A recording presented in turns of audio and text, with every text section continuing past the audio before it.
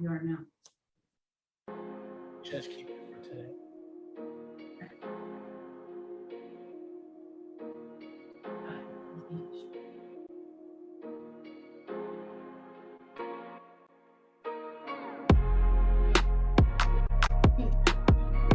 Well, I'm translating.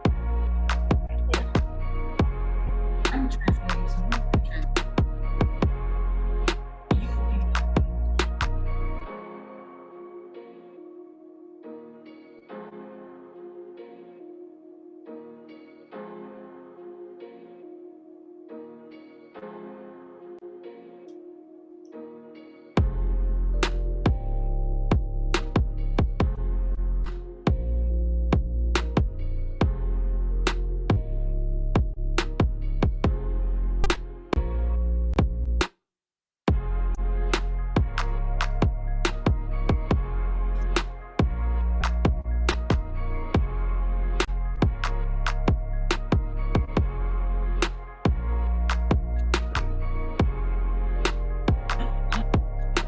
If you mute your face, I can't hear it.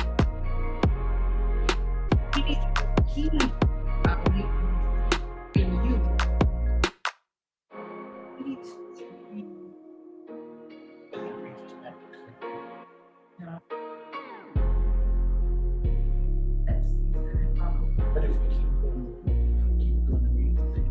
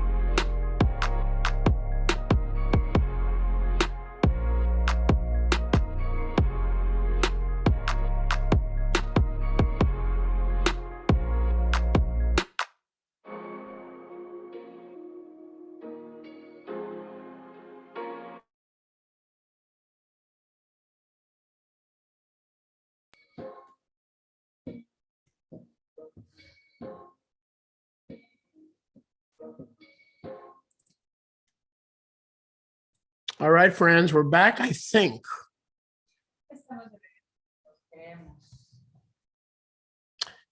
And again, we long for the days of the old ways seem to be a lot easier.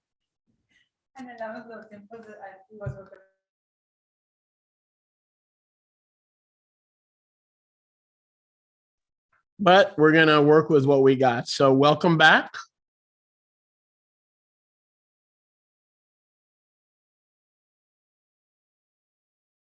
Thank you again for your maaser to Yahuwah.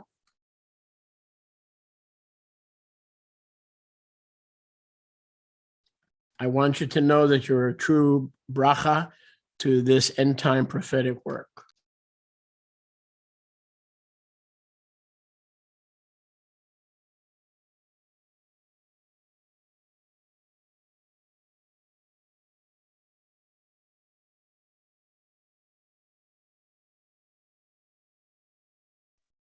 Today we will continue with part 2 of the message entitled The Ezra Monopoly and the XIV. The Ezra Monopoly and the XIV.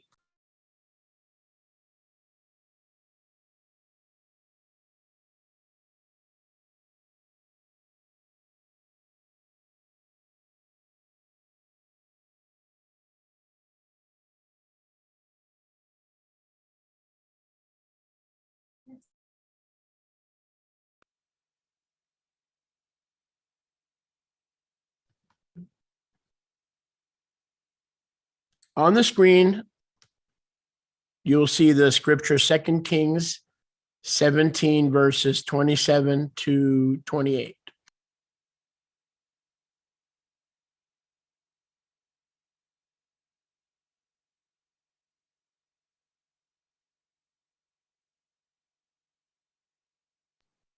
Second Kings 17, verses 27 through 28.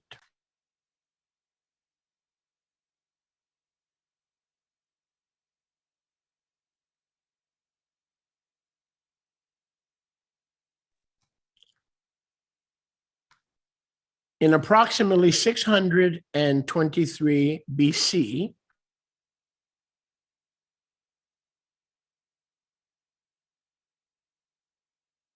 a revival broke out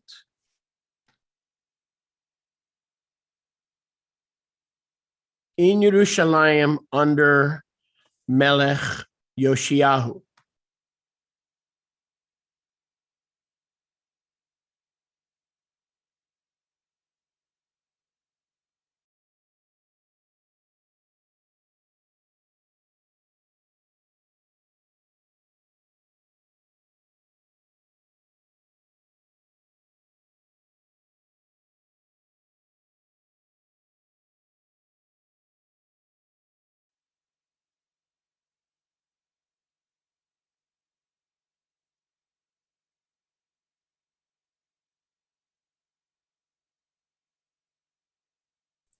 Turn with me, please, to 2 Kings 17.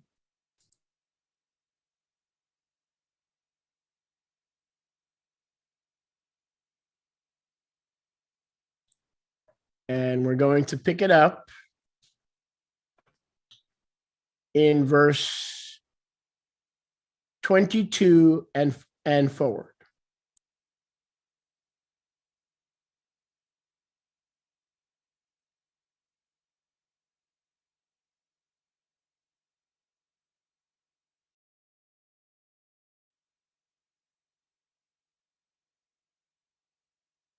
Second Kings 17, verses 27 and 28.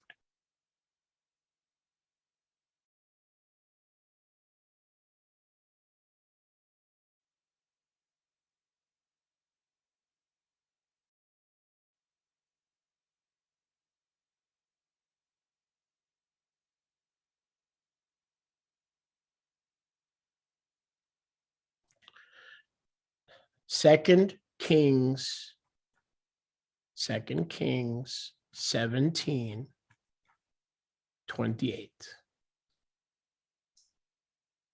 Segunda de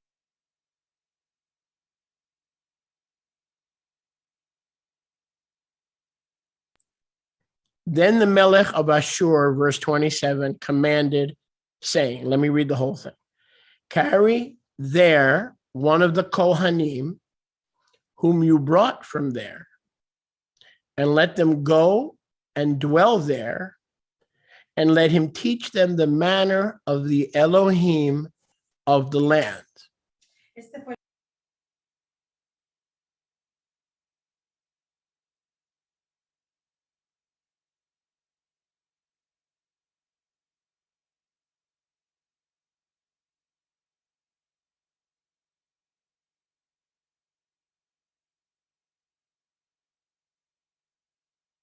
I think I'm going to keep things less complicated. I'm going to use the text.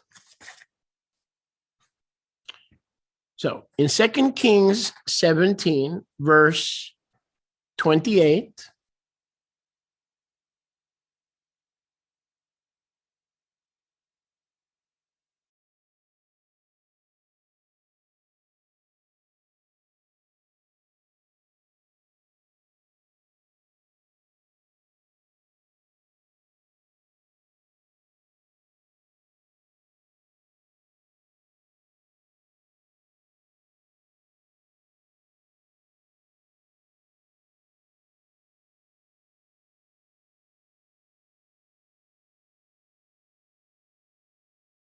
we see the king of Assyria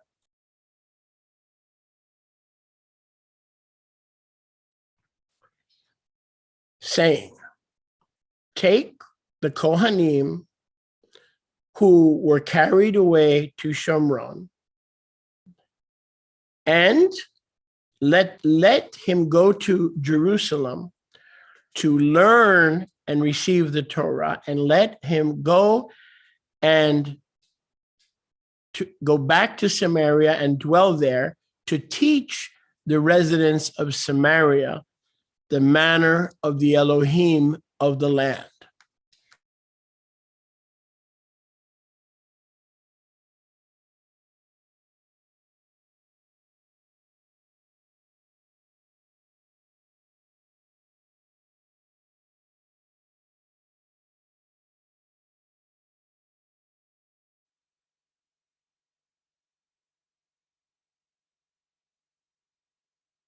This is very important to understand.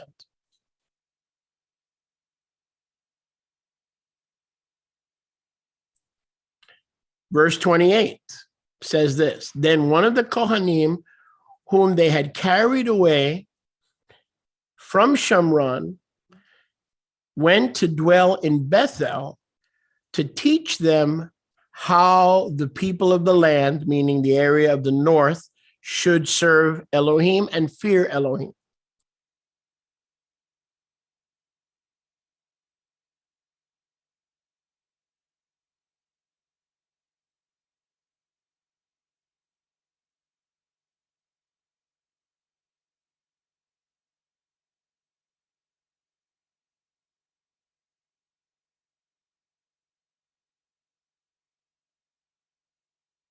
So when the revival had broken out in Yehuda under Melech Yoshiyahu,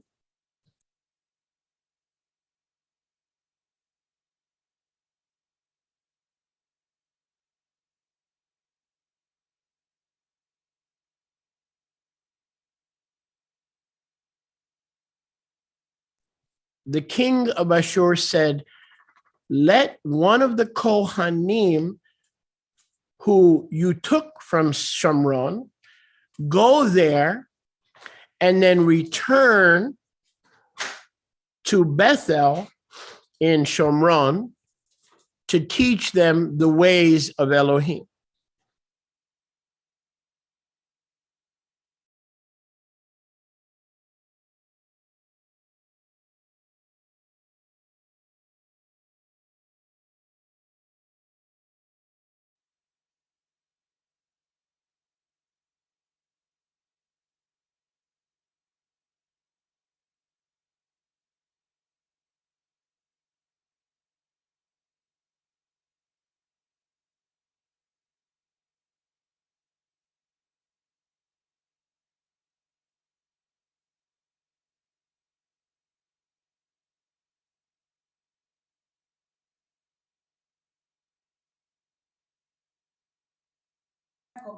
Let me try that again. I was muted. The Shomronim received a copy of the Paleo-Hebrew Torah. Los samaritanos recibieron una copia de la escritura samaritana. Exactly at this point in Scripture.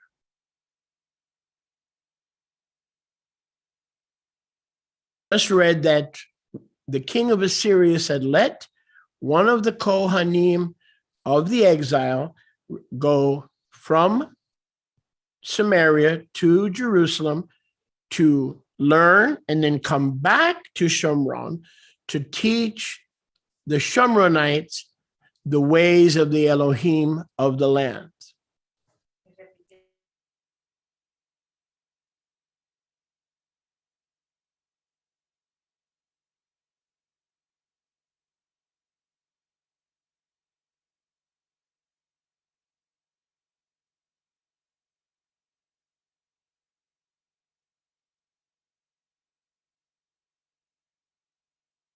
When this Kohen was sent from the king of Shomron, he returned to Shomron with a paleo copy of the Torah.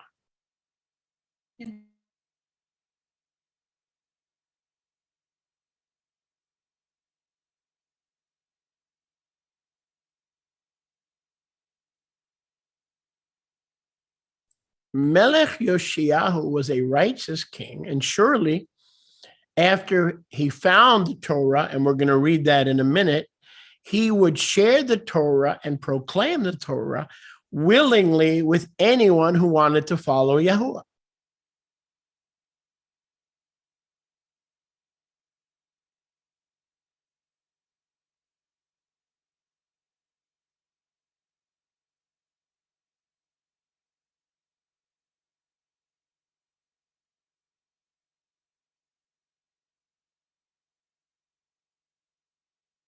Con quien estuviera interesado. Now go with me, please, to chapter 22, 2 Kings 22, verses 8 through 13. 2 Kings 22, verses 8 through 13.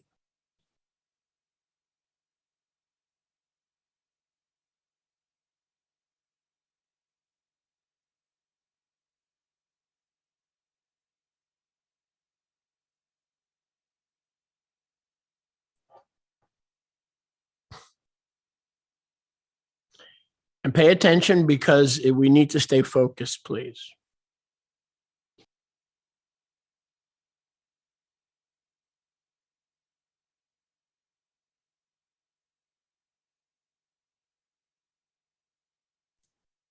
And Hilkiyahu the Kohen HaGadol said to Shaphan the Sofer, I have found in the scroll of the Torah, this is the Kohen HaGadol talking, in the Bayit of Yahuwah, a Torah. And Hilkiyahu, the Kohen HaGadol, gave the scroll to Shaphan the Sofer, and the scribe read it.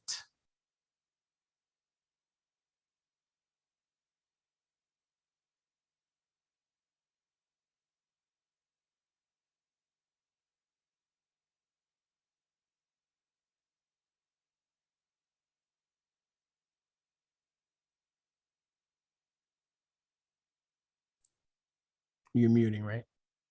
When I'm talking. Verse 9. Verso 9.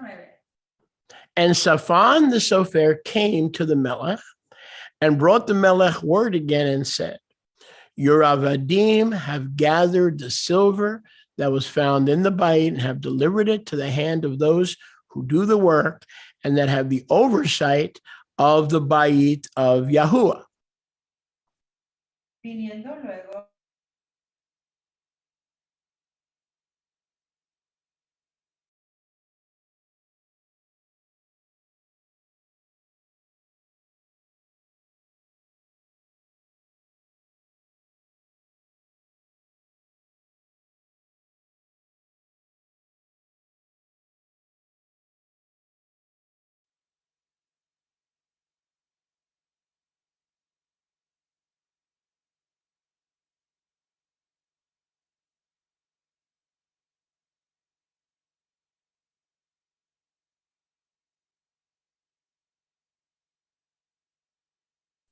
And Shaphan the Sofer, the scribe, showed the Melech, saying, Hiskiyahu, the Kohen, has delivered to me a scroll. And Shaphan the scribe read the scroll before the Melech.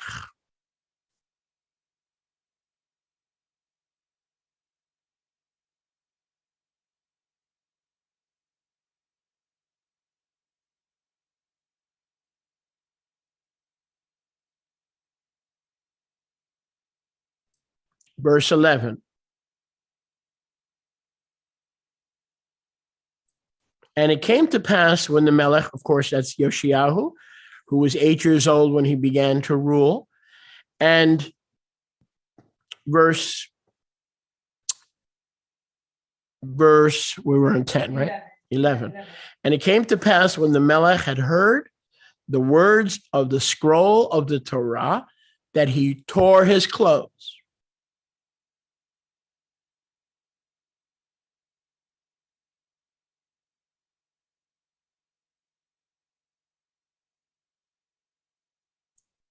And the Melech commanded Hilkiyahu, the Kohen, and Ahicham, the son of Shaphan, and Achvor, the son of Michaiah, and Shaphan, the Sofer, and Asaiah, and Eved of the Melech, saying,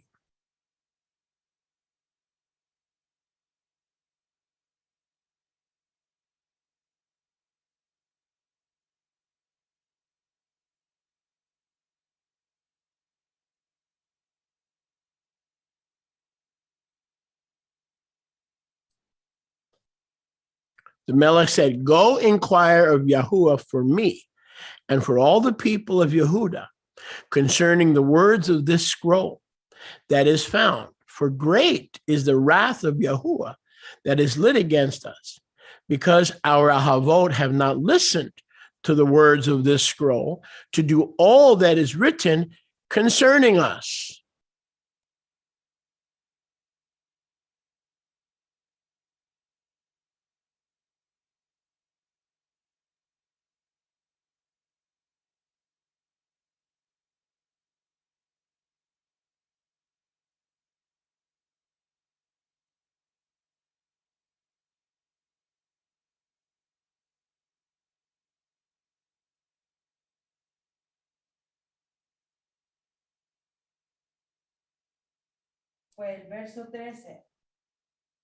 So when we combine these two thoughts,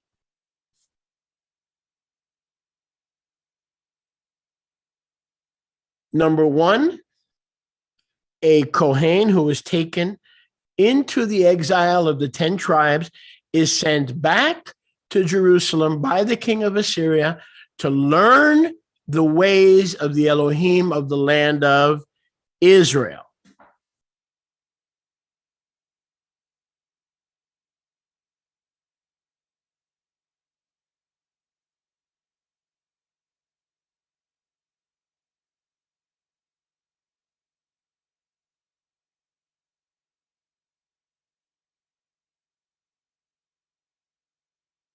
At the very same time that he's there, Melech Yoshiyahu and the Kohen Hagadol discover, and the scribe Shaphan discover the Torah dusty in a corner, being unused, unstudied, and they bring it out to be read by the king and to the people. And it's the same time that the legitimate Kohen who was taken away with the 10 tribes is sent back to Yerushalayim, and he encounters that same event. He receives the Torah the same time that Shaphan and Hiskiyahu bring out the Torah to the people.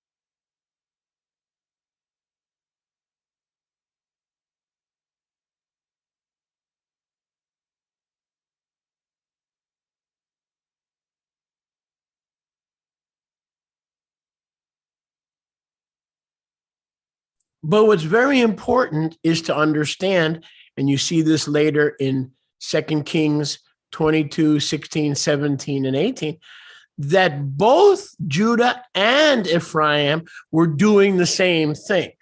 Judah was not following the Torah. That's why it was in mothballs and in dust. Ephraim was not following the Torah because they had been taken away into exile because they rebelled against Yahuwah. So both, it was very important to understand is both houses were doing and were guilty of the exact same thing.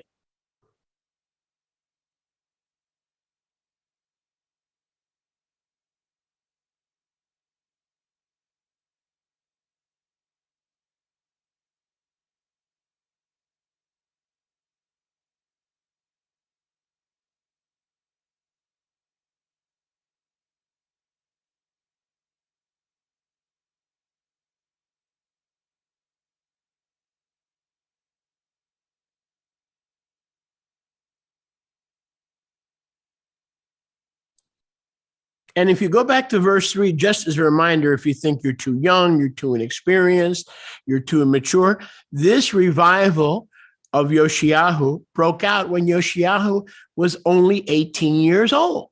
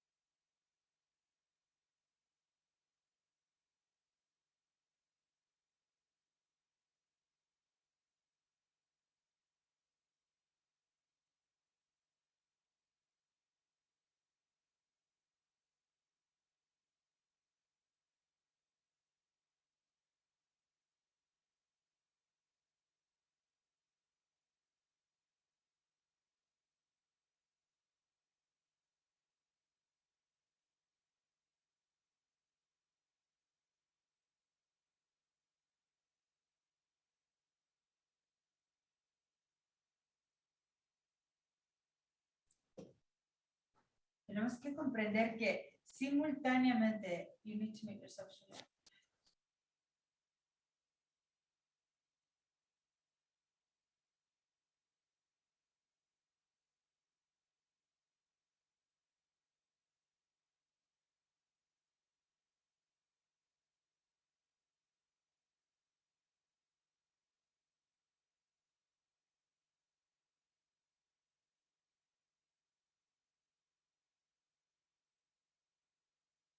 Yoshiyahu, I don't hear you.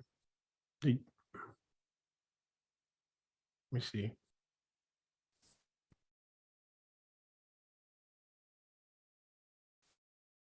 He didn't hear you somehow.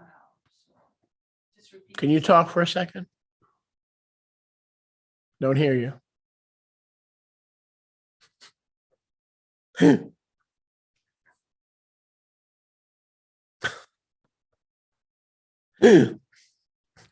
Which last sentence was that?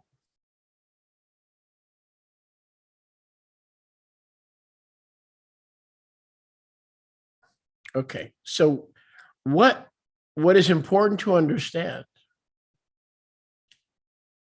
Okay, lo que es importante comprender. You need to make when I talk.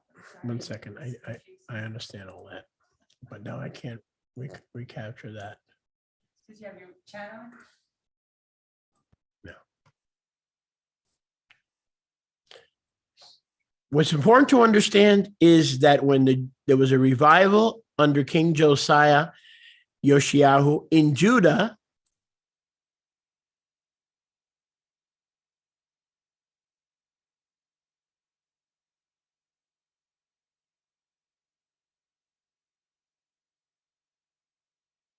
because of the legitimate Kohen that went there to bring back the ways of Elohim to the north, so a great revival and conversion to monotheism happened in Shomron simultaneous to when it was happening in Judah.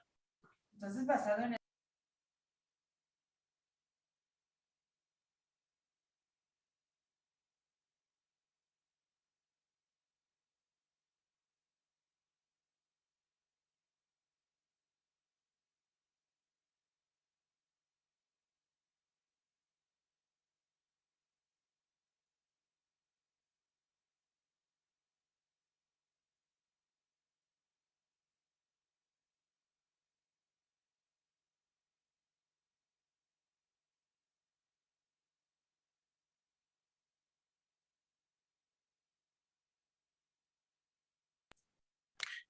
what we just read about, when we combine those two scriptures, the simultaneous revival was in approximately 561 to 533. Let me change that a little bit.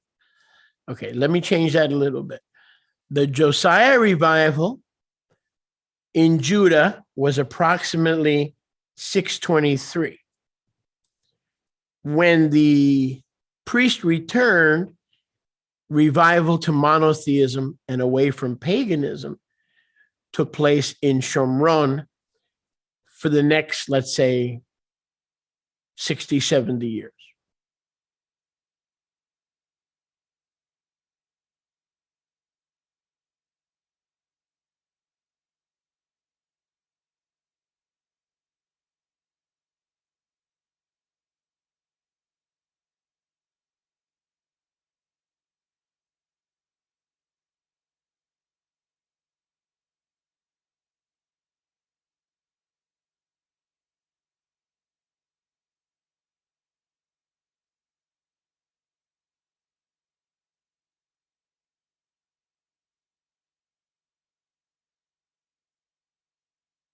What's very important to understand is, and not to forget, the Shomronim had returned to seek Yahuwah. This is very clear, and I must repeat it. I'm going to say it again. Because of the Kohen sent to the house of Judah in the days of Yoshiyahu, over the next 70 years, there was a massive teshuvah, repentance, among the 10 tribes of Shomron in the north.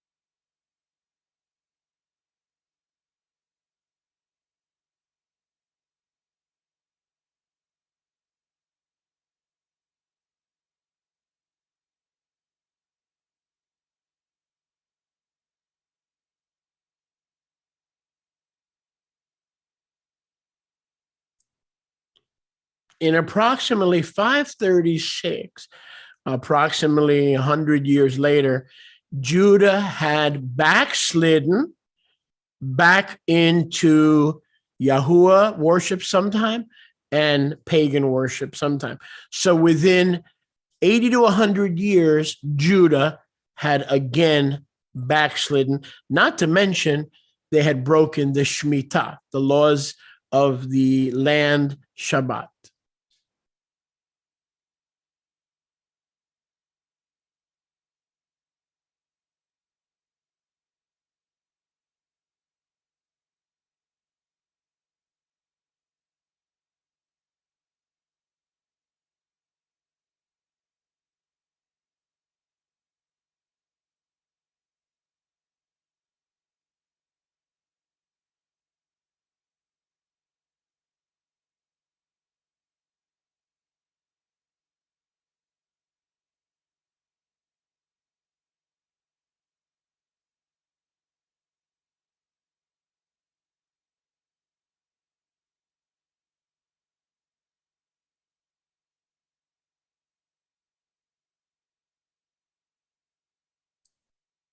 In approximately 580 or so, 580 BC, the house of Yehuda had backslidden from the days of Melech Yoshiyahu, and Yahuwah had sent them into the Galut, into exile in the land of Bavel.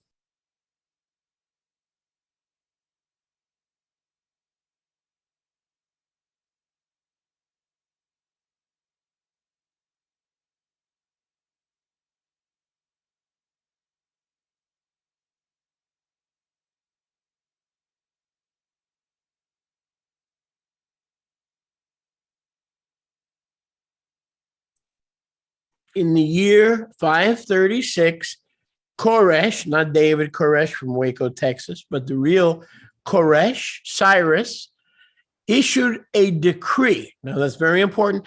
This is not the return. This is merely the decree, the permission to end Yehuda's 70 years in Bavel.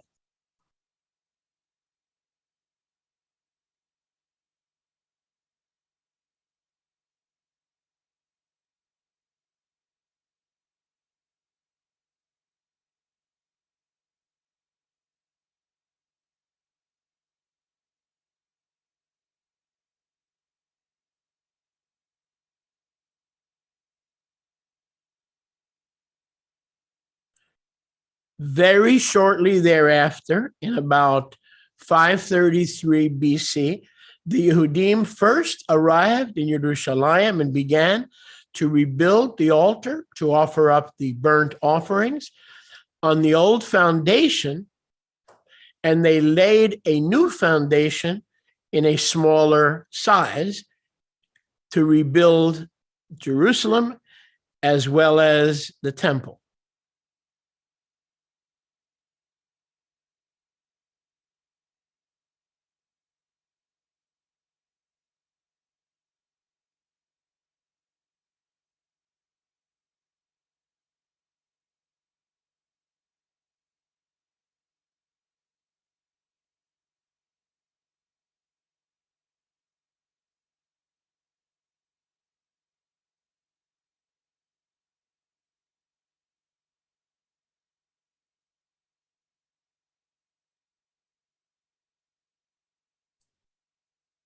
We can read in Ezra, and we're not going to turn there now.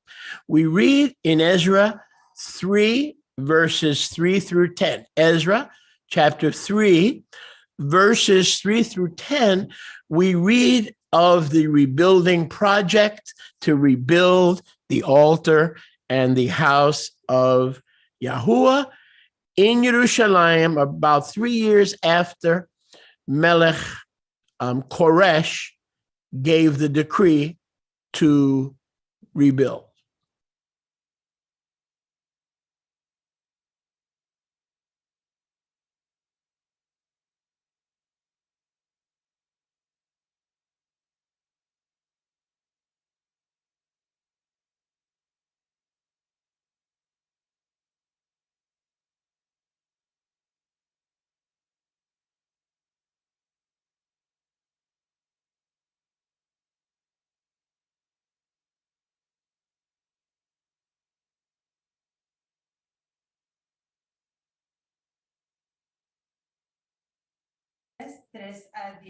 At the end of Ezra chapter 3, rejoicing, worship, Hodule Yahuwah Kitov, the people celebrate the restoration of the altar and the beginning of the rebuilding of Jerusalem.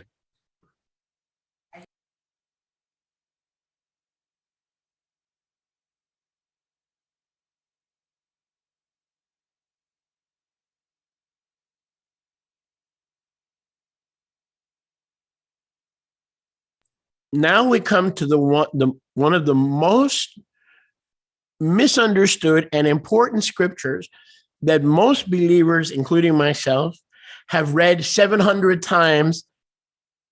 But unless you're willing to think outside the box, okay, you're going to stay blind. We don't want you to stay blind. That's why you're listening to this ministry, okay?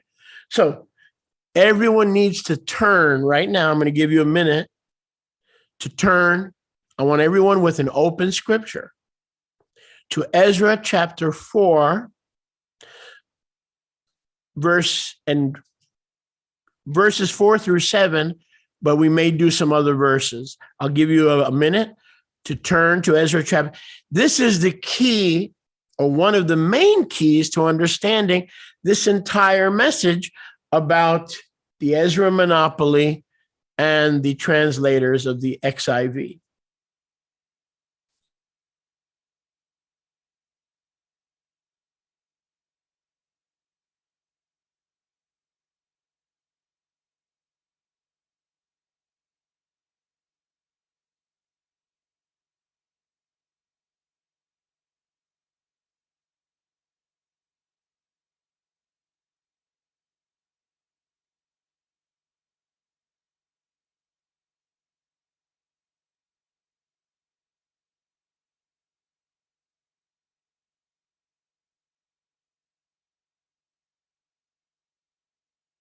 now this is so important that I'm going to have Yoshiyahu and Mariamni read verses 1 through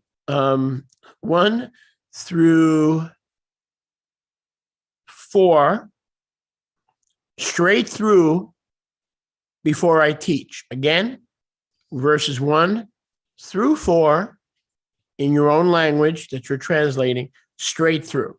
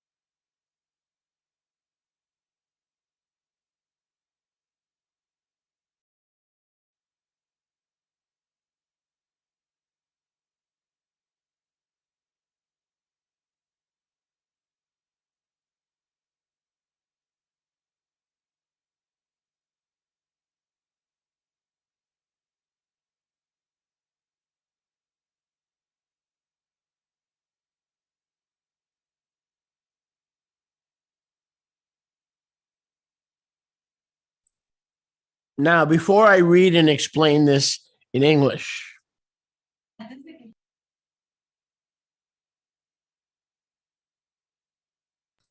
I want to reaffirm what I said earlier. It's on your screen.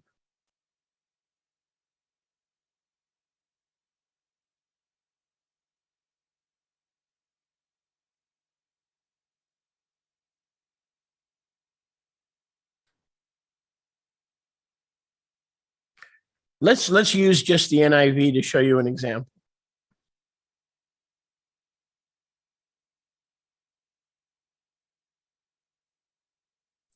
Then we're going back. This is where we began the message. We're going to go back to 2 Kings 17:27. That guy that I told you was sent to Judah. He's the one who brought back the Paleo Torah to the Shomronim. Okay, he's the one who brought back the Paleo Torah to the Shomronim. It says the king of Assyria gave the order: have one of the priests that you took captive, who is now in Samaria, listen, let him go back to live in Samaria. Listen, he's going to go to the Josiah revival. He's going to go back to live in Samaria and teach the Torah to the people, which the Elohim of the land requires. And the same thing is said in the New Living Translation. The king of Assyria said, send the exiled priest back to Samaria to live there and teach the Torah, which he found while he was visiting in Jerusalem. So that was the Paleo Hebrew Torah that remained with the Shomronim until this day. And we know that as the Shomronite Torah. That's what we know today as the Shomronite Torah, even though the original dated back from the days of Joshua.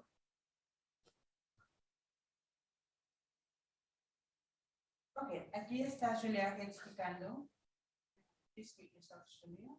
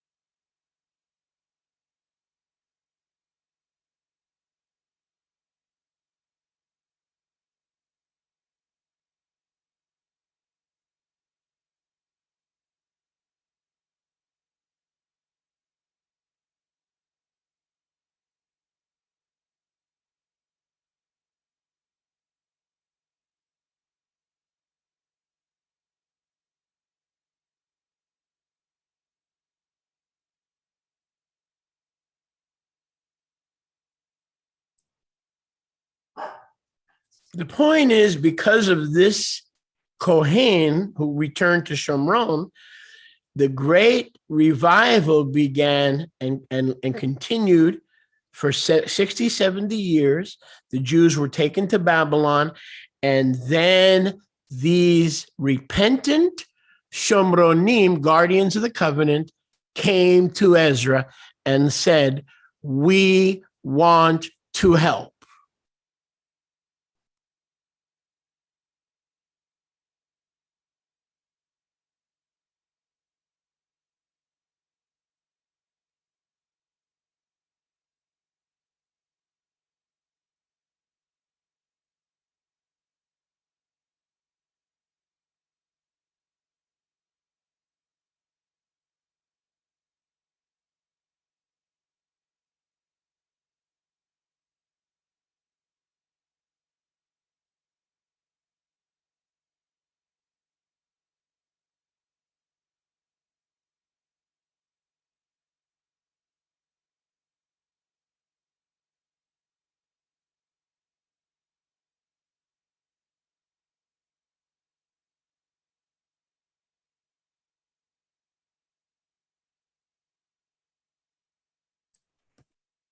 Now it's my turn to read in English. Now, before I do that, no translation.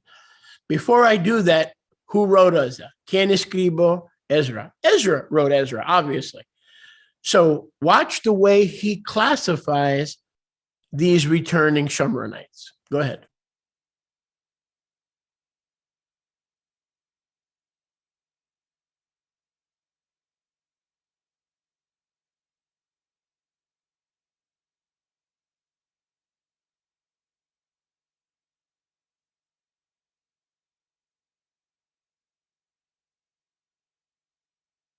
A los guardianes de Ezra's los samaritanos. Ezra's attitude is exactly the same as the prodigal of the parable son, the older brother who sees his brother Ephraim returning from playing with the pigs and has a terrible attitude and doesn't want his brother home and sees his brother as an enemy rather than a family member.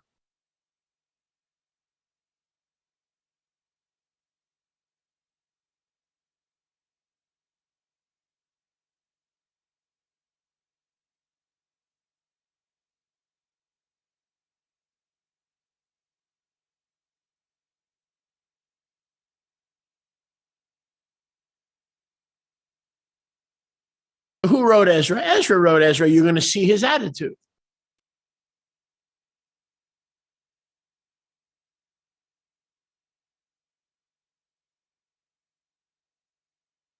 Worse than that, that same attitude that we're going to read in his own writing found its way to the entire XIV, and every Bible and every translation that we have today comes directly from the compilation of the translator. Somebody said, oh, it doesn't say they were translators. Somebody said they were just reading the Torah because the people couldn't speak Hebrew. Don't be a fool, okay? Ezra didn't translate the whole Tanakh by himself.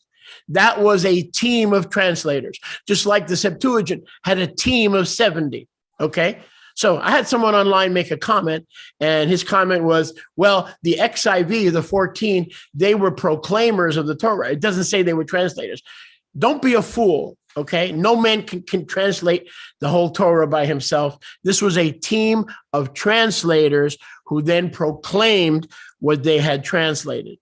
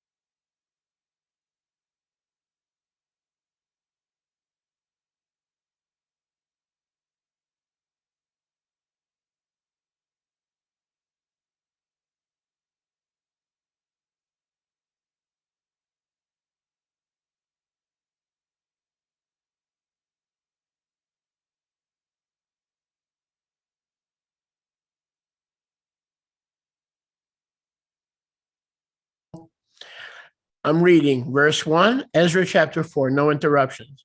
Now, when the adversaries of Yehuda and Benjamin, notice Ezra refers to his returning Shomronite brothers as enemies, even though they had made teshuvah from the days of Josiah until the Babylonian captivity. They had made teshuvah. They had repented. They had begun to serve Elohim. You could even make a case that they were more repentant than Judah.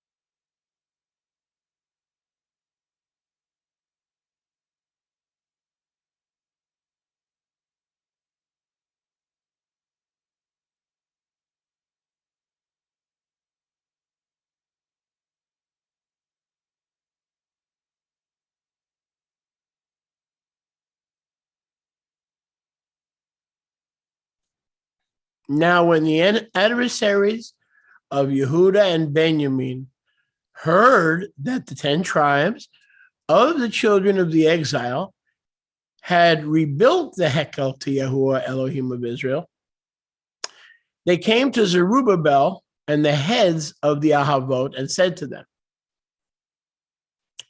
we, the 10 tribes, want to rebuild with you. We are your family. We are your family.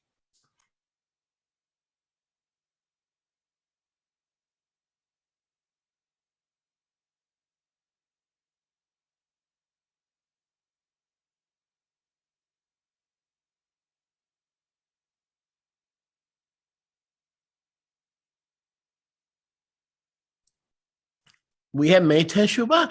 We want to rebuild with you because watch this. Listen, we seek Yahuwah, your Elohim, just like you. It was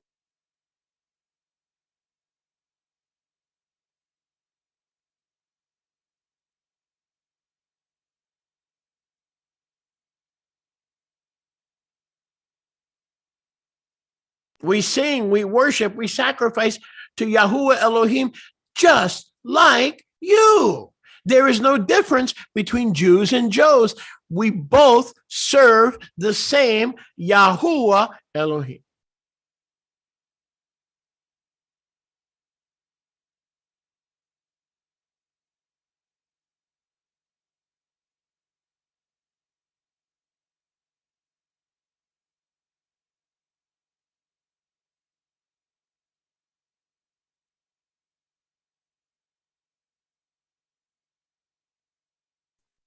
Since the days of the Melech of Assyria, who sent one of the Kohanim to learn, we are one of you. We are here not to build a separate temple on Mount Gerazim. No, we are here to build the house of Yahuwah in Yerushalayim.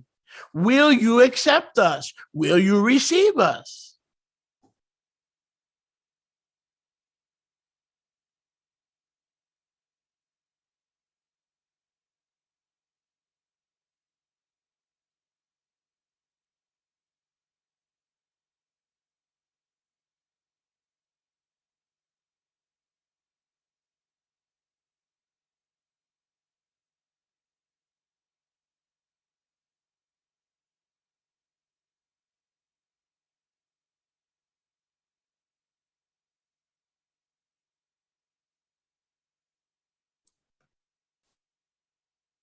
But Zerubbabel, Yehusha, and the other elders, the Ahavots of Israel, said, heck no.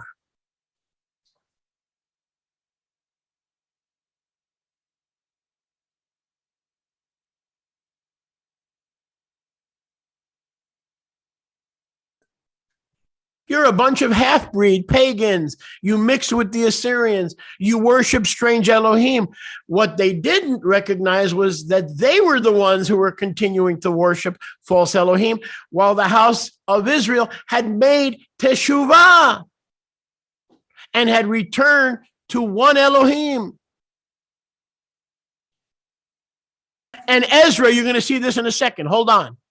Ezra, because of his attitude and rejection, sent Ephraim back into paganism. You're not listening.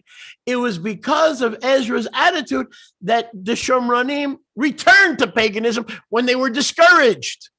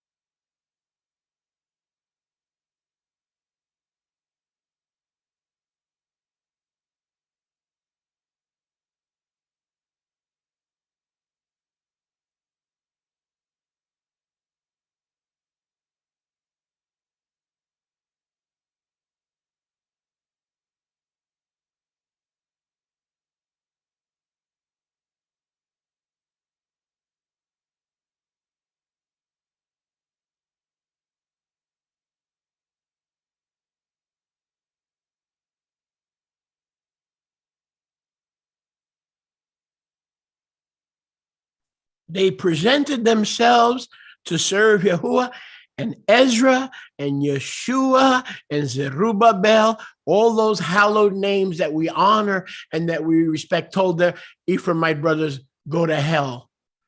You have nothing to do with us in this matter. Well, offended and rejected. What does an offended and rejected person or people do? They go out and do their own thing, separate from the family that has rejected them.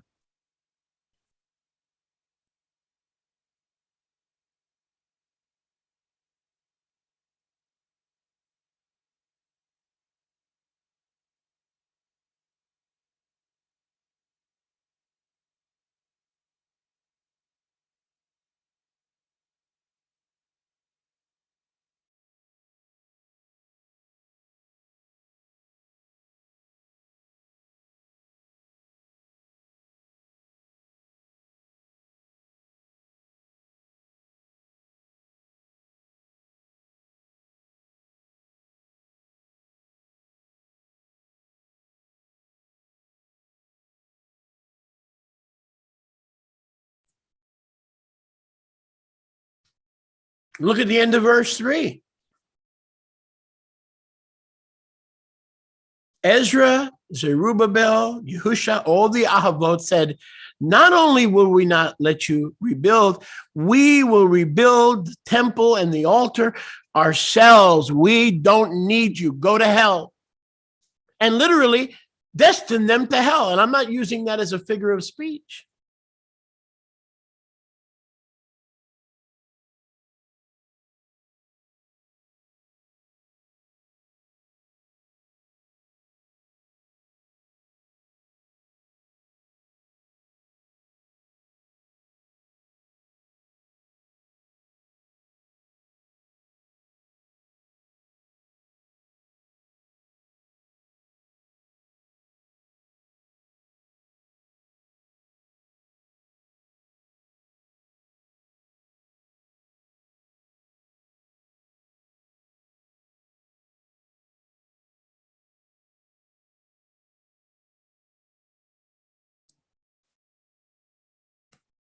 We will rebuild ourselves because the Melech, verse 3, I'm in Ezra 4:3. If you're just joining us, we have a commandment from Koresh, Ciro, the Melech of Persia, and we don't need you. And verse 4, the people of the land, that's Ephraim, the Shomronim, the guardians of the covenant, began to oppose the building of the temple and began to trouble them because they were rejected.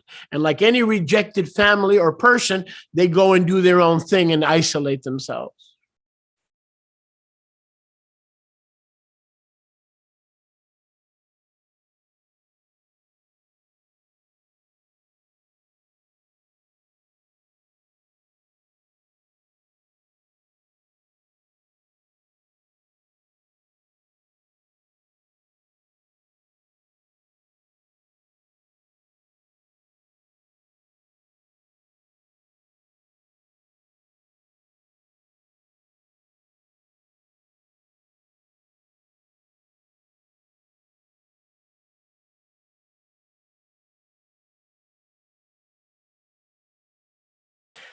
So they began to trouble the Jews. They hired counselors to frustrate them. They began to ridicule them. They began to distract them.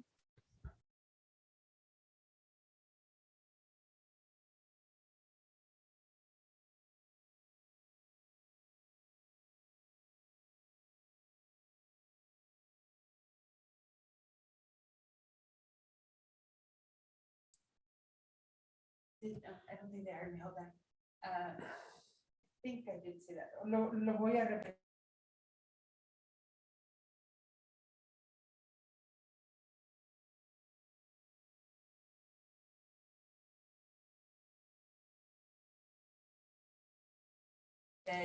So when they were frustrated, they hired people, they distracted the workers.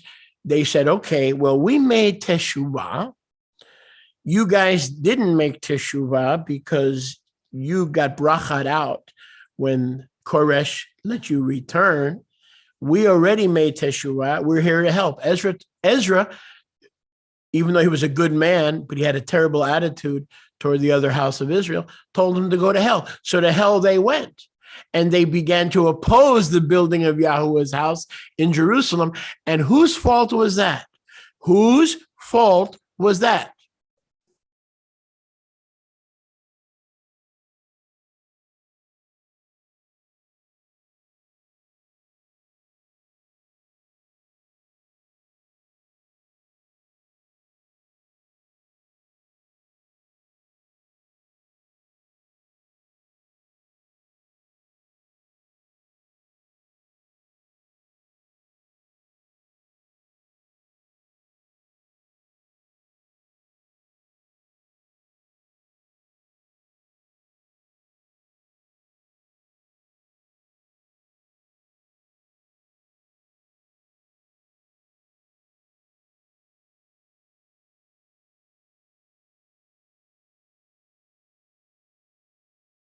They were so offended that Ezra and the XIV, the 14 leaders, translators, would not let them build the house of Yahuwah. Not only did they hire opponents and oppose the work, they wrote a letter to Achashverosh, Melech of Persia, demanding that the work stop because the Achashverosh of Persia had replaced Koresh, okay, Cyrus.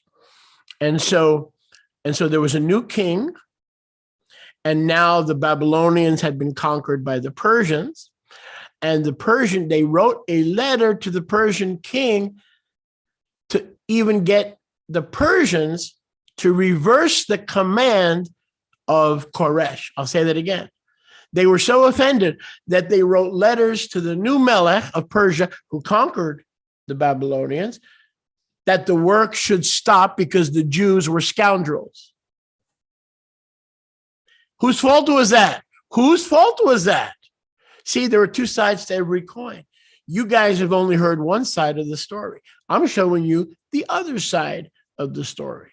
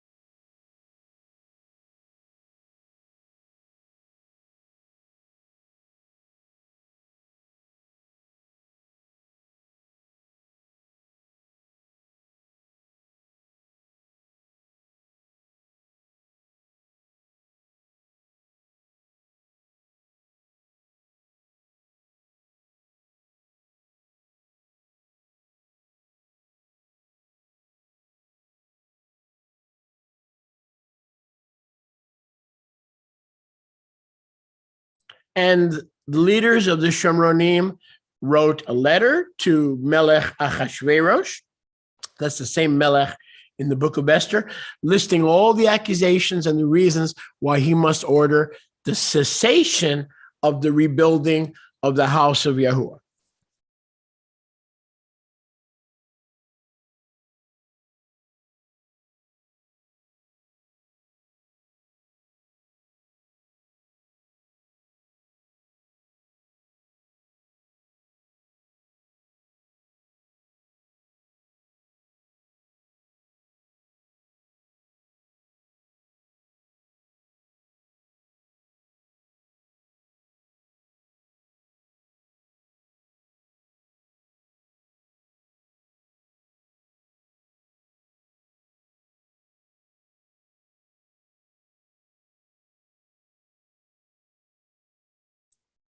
Now in verse 7, we see the letter was written in Aramaic, which again shows you what the language was from which they were translating into Hebrew. So they wrote to the king in verse 7 of Ezra chapter 4 in Aramaic, and it lists a whole bunch of stuff. And if you look in verse 13 on some of the accusations, be it known to the Melech, I'm in verse 13, if you allow the city and the temple to be rebuilt, they will not pay fees. They will not pay taxes. They're a bunch of cheating Jews. They're a bunch of cheap Jews. They will not pay taxes. They will not give reverence to your kingdom. They will cause the treasury to collapse, and the economy of the Persian Empire will be in recession and depression. Don't trust these Jewish people. They're cheap. They're liars. They're deceivers. And they wouldn't let us back into the family. And we're writing to you that if you don't stop them from doing what they want to do, your economy will collapse. Because they were offended. If Ezra had just obeyed the scriptures and known the will and heart of Yahuwah, he would not have had that attitude. And that is the same attitude that caused him to change the word of Yahuwah. I'm going to say that again. That is the same attitude that caused him, and it gave him the authority, he thought, to make changes, 21 changes. I found 21 changes in the word of Yahuwah. If a man is willing to stop the two-house reunion of Ezekiel 37, what else is he willing to do? He was a good man. Without Ezra, we would not have the Tanakh. But I'm showing you he was an anti-Semite, because Ephraimites are also Semites. Ephraimites are not sons of Ham.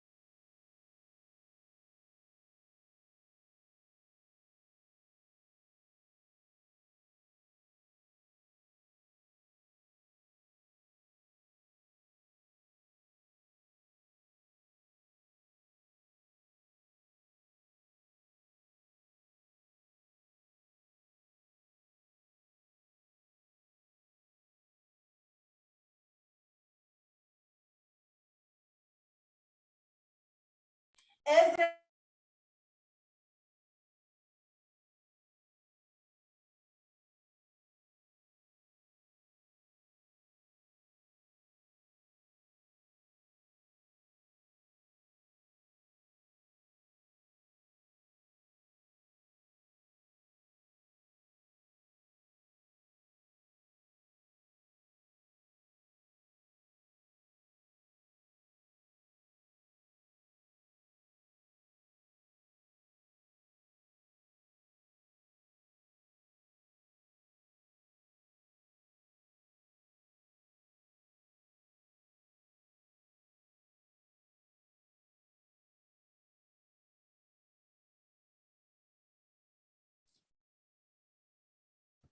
If you look at the end of the chapter 4,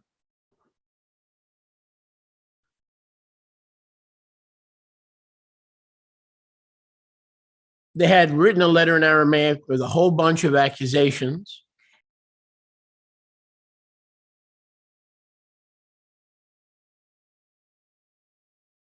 Now I'm going to read verse 22 to 24, and then I want you guys to read it as well fast. Yeah.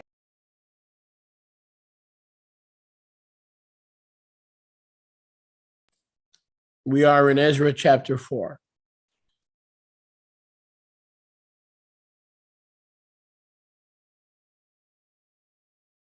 So we can't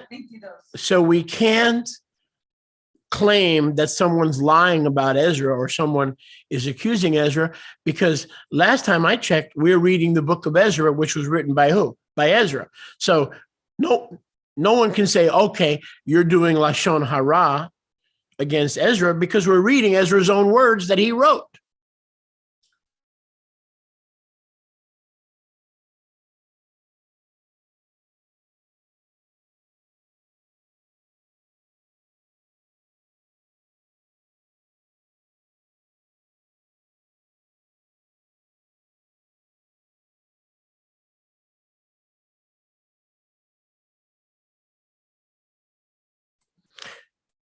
So he says in verse 22, King, beware of these Jews. You can't trust them. Look, why would you damage the herd of your malchut? And when the copy of Melech Achashverosh's letter was read before Rehum and Shimshai, the Sofer, and their companions, meaning other Persians, they went in a hurry to Yerushalayim, to the Yehudim, and forced the Yehudim by force and power to cease the building of the temple and the walls. Then, verse 24, the work of Yahuwah and the Bayit of Elohim in Yerushalayim ceased from the days of Achashverosh until the second year of Dariavash, Melech of Persia. So the Ephraimites who wanted to build the house of Yahuwah and not build a separate temple on Mount Gerazim were rejected, and in their anger and vindictiveness achieved the king of the Persians to cause the work to cease.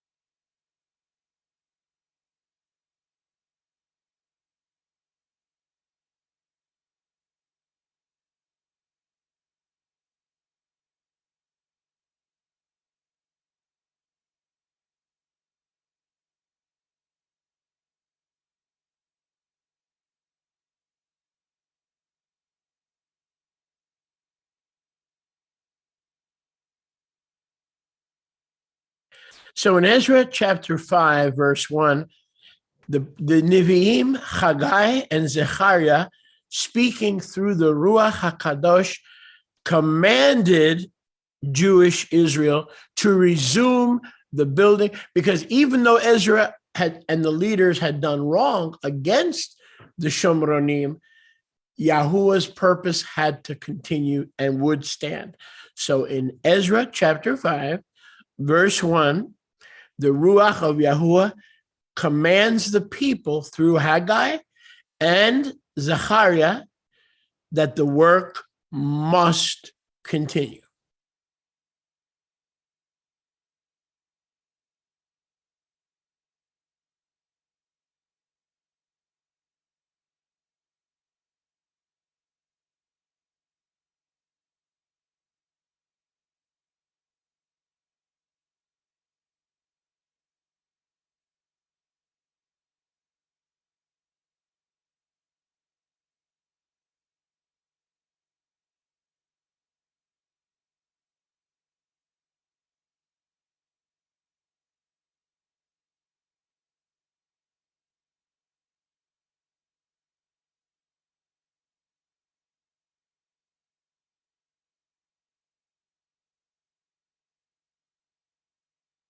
The king until the second year of Darius.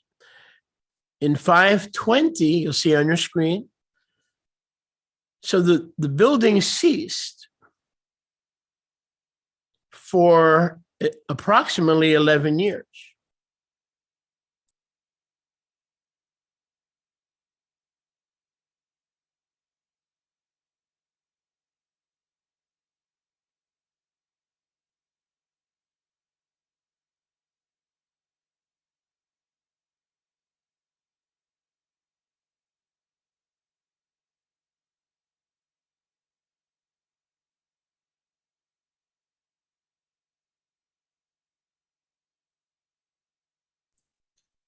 That was in 520.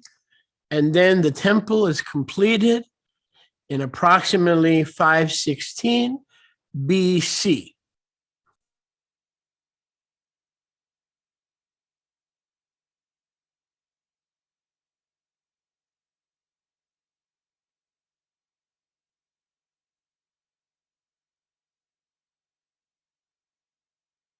We go to Ezra chapter 6.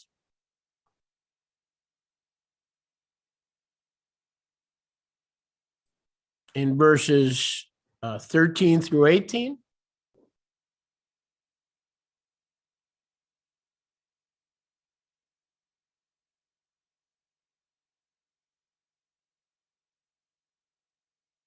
We see that the temple is completed.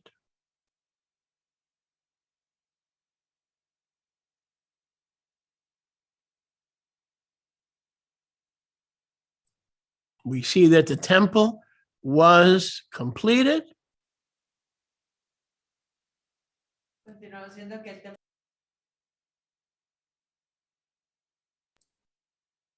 Koresh commanded it to be rebuilt. Dariawash reversed the command.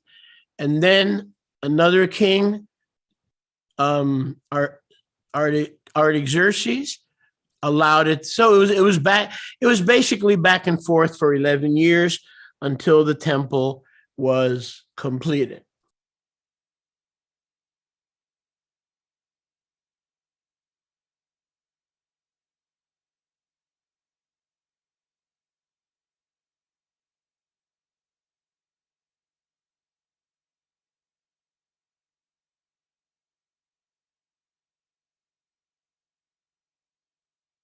So understand this. The temple was finished in about 516, but the city had not yet been finished.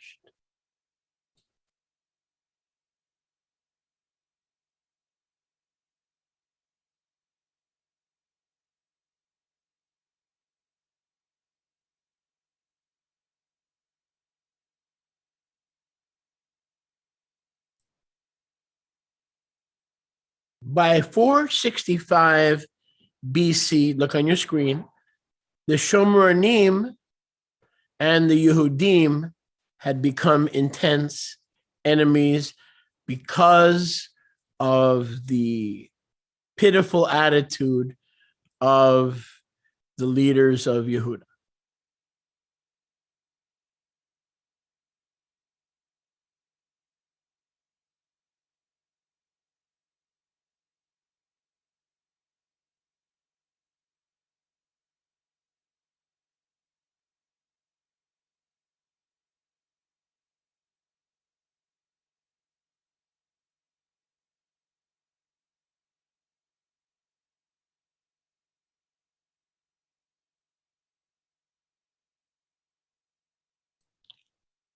So once the temple and then the city of Jerusalem is rebuilt, Ezra has the time to gather the 14 translators and leaders to begin work on what we have today, which I have called and other scholars have called the XIV, which stands for the Roman numeral XIV, the 14 who helped Ezra translate from the Paleo Hebrew into Aramaic block letters. It was still Hebrew, but the Hebrew had ceased to be Paleo.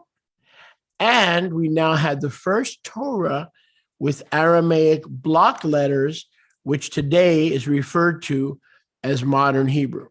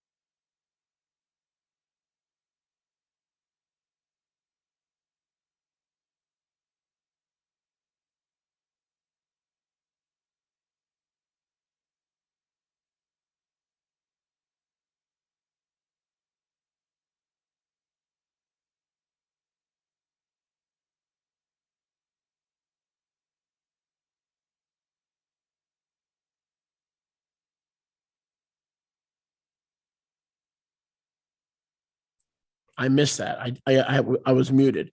Remember the guy who went in the revival to Judah and brought back in the days of King Josiah the Torah in Aramaic. That's how the Shomronim got the Paleo Hebrew Torah.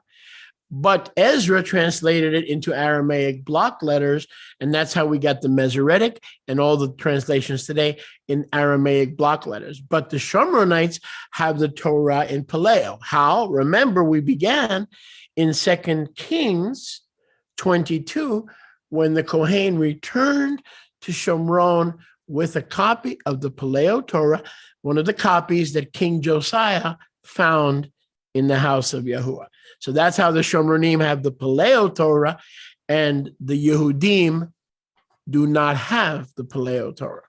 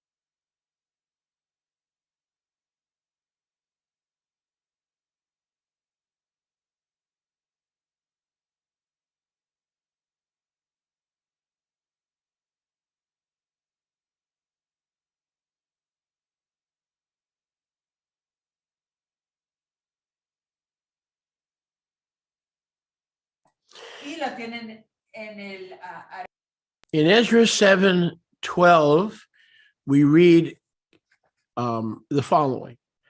And Artahashta Melech of Melachim to Ezra the Kohen, a sofer of the Torah of the Elohim, of the Shamayim, perfect shalom to you at such a time. So if we look at Ezra 7:11 and 12, the opinion of everybody, including the foreigners, foreign kings, is that Ezra is the only qualified person who has perfect understanding of the Torah, being both a Paleo-Hebrew scholar as well as a Zadokite priest.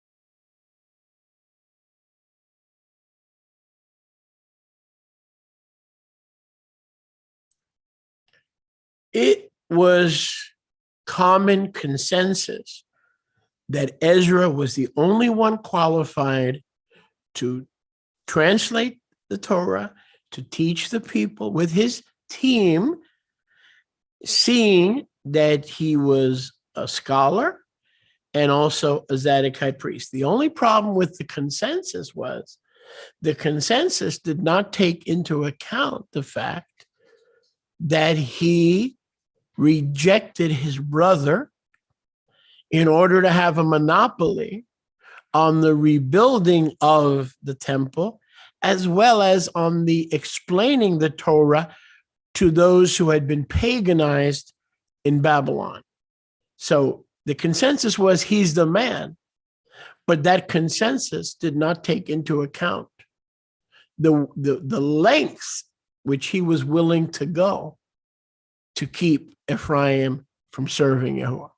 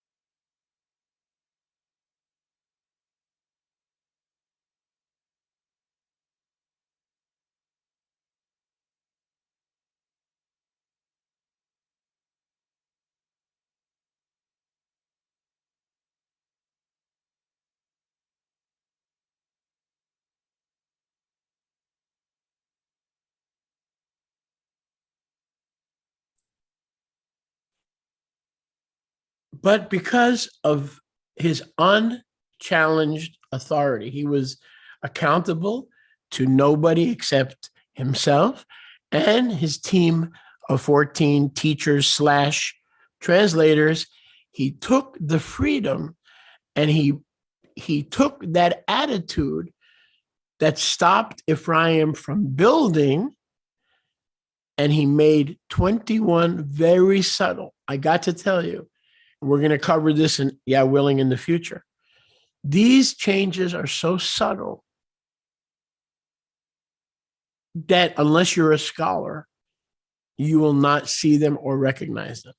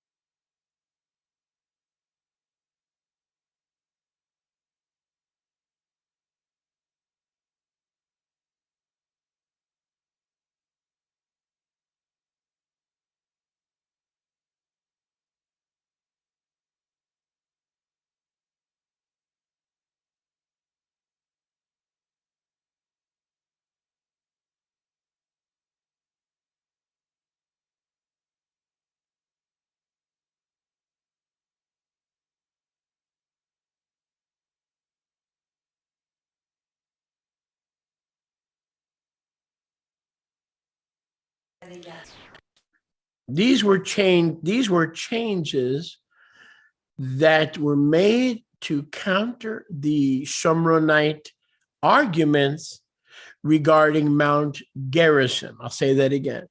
These were subtle changes to counter Shomronite arguments against Mount Gerazim. So you will come to understand that both Mount Gerazim and Mount Moriah are both legitimate places of worship for different reasons. I'm going to say that again. As we go through this study in upcoming weeks, you will come to understand that it's not either or, it's both.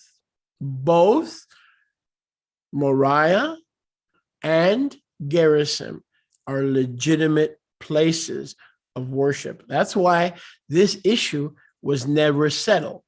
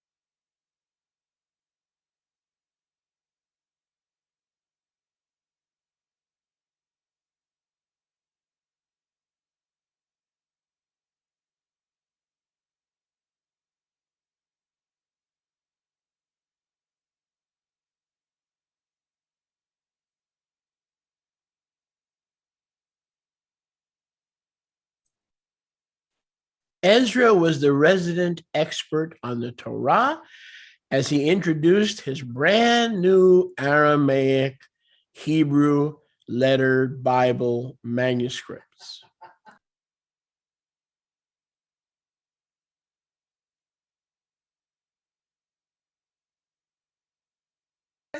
I didn't think it was that funny. Go ahead.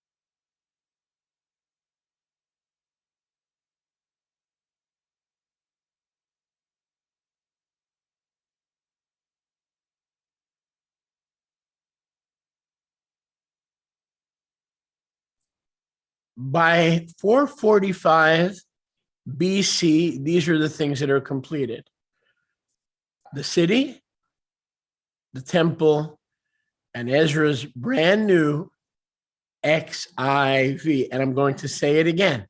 Every Bible in the world, I don't care what language, I don't care what version, comes from the Ezra XIV. The only exception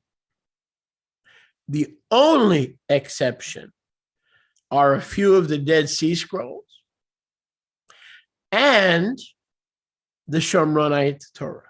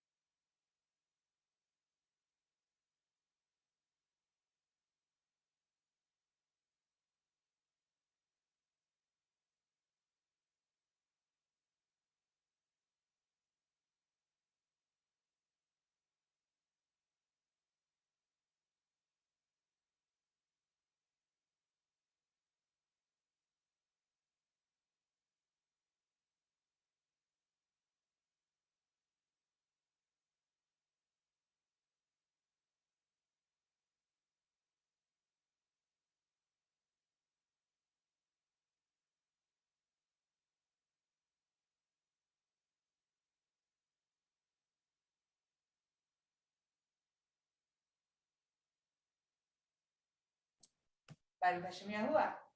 So that begs the question, do we have in our hand the word of Yahuwah, or is it corrupted by Ezra? But if you're asking yourself that question, that means you're not paying attention. Without Ezra, we would have no Bible, because the Shomronite Torah only is the 5 books. So we're not throwing shade on Ezra. I'm trying to show you that the problem we have with the Samaritans, with the temple on Mount Gerazim, is Ezra's fault. Because if Ezra had allowed them to build Yahuwah's house, they wouldn't have built the temple. Let me say this again. Before Ezra rejected Ephraim, there was no temple on Mount Gerazim. And we'll talk about that in the future. Let me say that again. Before Ezra rejected the house of Ephraim, there was no temple on Mount Gerazim.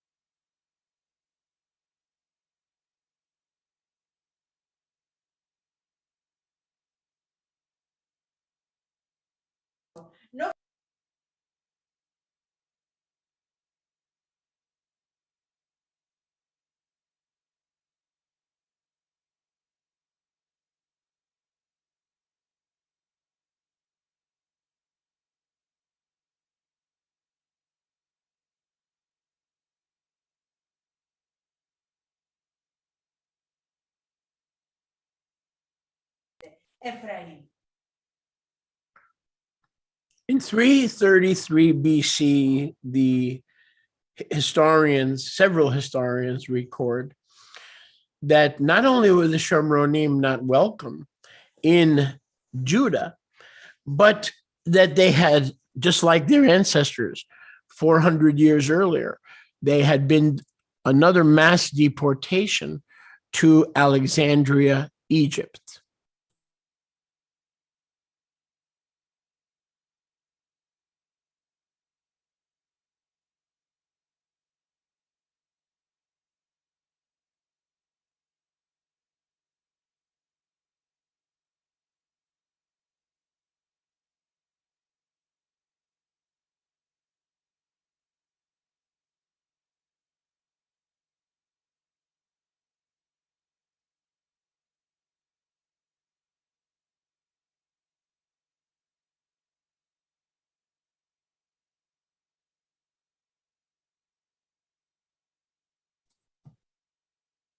Now, this is very important to understand.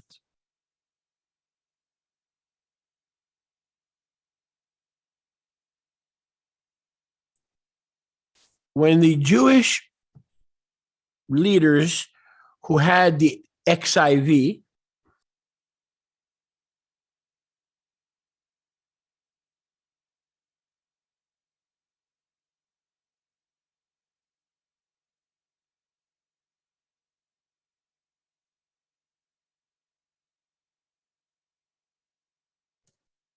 they were presented with an issue that there were large amounts of Israelites living in Alexandria, Egypt. And the reason was because of what we see. The Shomronim, who were rejected in Judah, were later deported to Egypt. So the rabbis said the community of Israelites in Alexandria, Egypt, was so great that they commissioned the Septuagint. Hold on.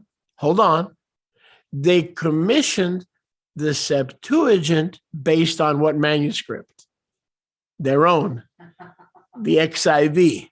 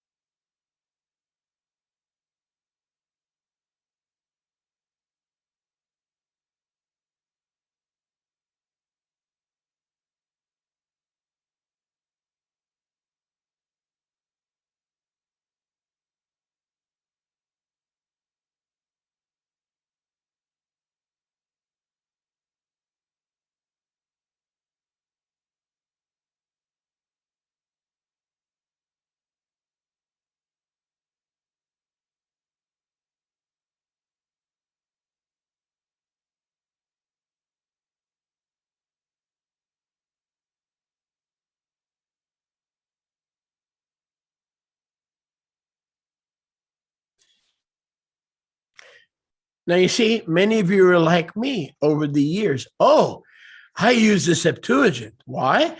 Because the Septuagint was used by Yehusha, correct? And the Septuagint was used by the Shliachim, correct? So I'm like you.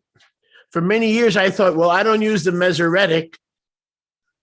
I use the Septuagint. Guess what?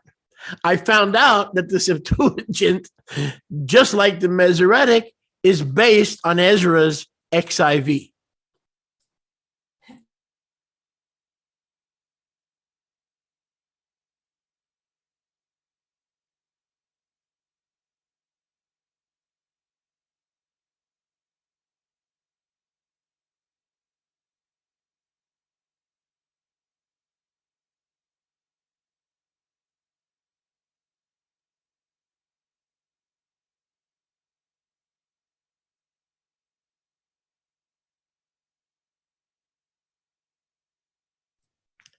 Now, Yehusha knew of the 21 changes that Ezra had made because he is Yahuwah.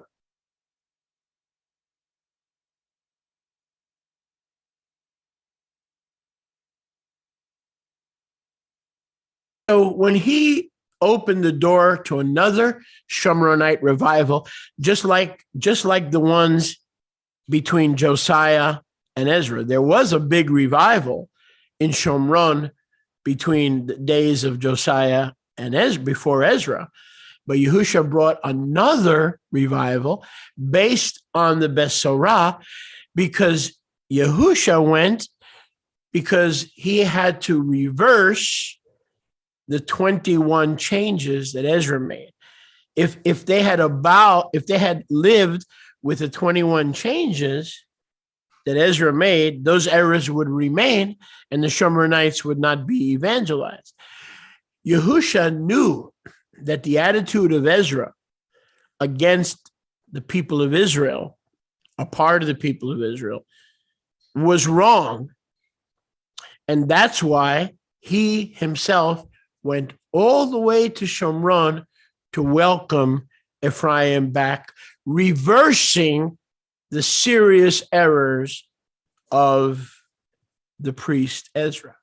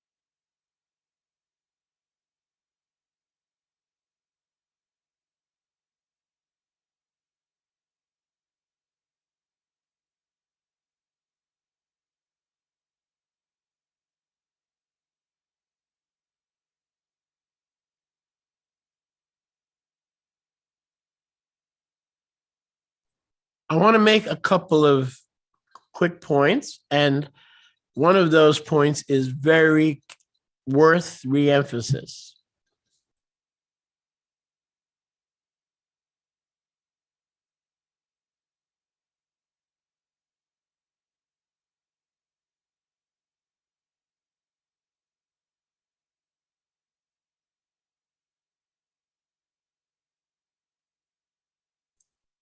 The irony of the Ezra XIV being translated into Greek in the Septuagint, here's the irony, was primarily Ezra's, let's say that again, Ezra's work was translated by 70 scribes in what became known as Septuagint, ironically, for the Shomronite population that had been deported in 333. If that doesn't get you, nothing will. Think about the irony. I'm going to say that again. Okay, the Shomronim were the people whom Ezra rejected, right? Ezra's descendants, the Pharisees, commissioned that Ezra's translation be translated into Greek for the Samaritans. The Samaritans hated Ezra. The Shomronim hated Ezra. And yet it was Ezra's manuscript that led to the Greek Septuagint for the Shomronim who hated Ezra.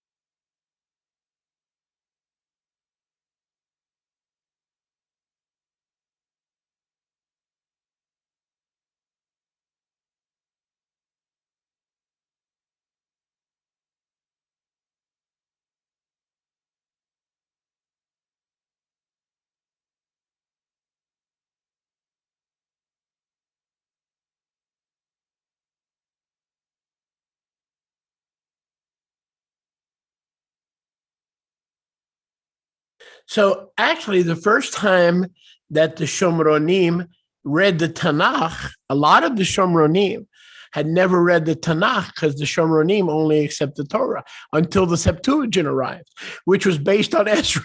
On Ezra's because Ezra's compilation was translated by the rabbis into Greek, the Shomronim read the Tanakh for the first time because the Shomronim only held to the inerrancy of the Torah. Are you getting this? How ironic this is? Wouldn't it have been easier for Ezra to have heard from the Ruach and allowed those people to be part of Israel? But because they hated Ezra, they didn't read the Tanakh. One of the reasons the Shomronim reject the Tanakh is because of Ezra. Did you ever wonder why they only believe in the Torah? They don't like Ezra. And yet, through the Septuagint, Ezra was introduced to the Shomronim in Egypt.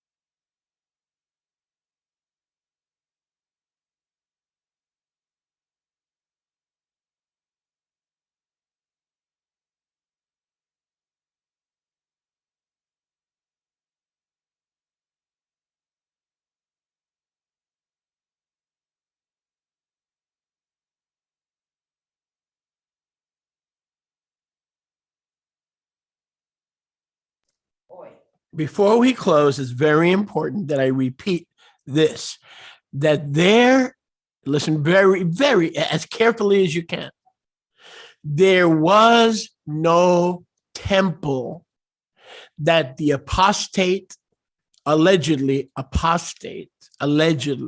Shomronim built until Ezra told them to get lost. Because people think, oh, these pagans, they built a temple and they didn't submit to the Torah. Exactly the opposite. Exactly the opposite.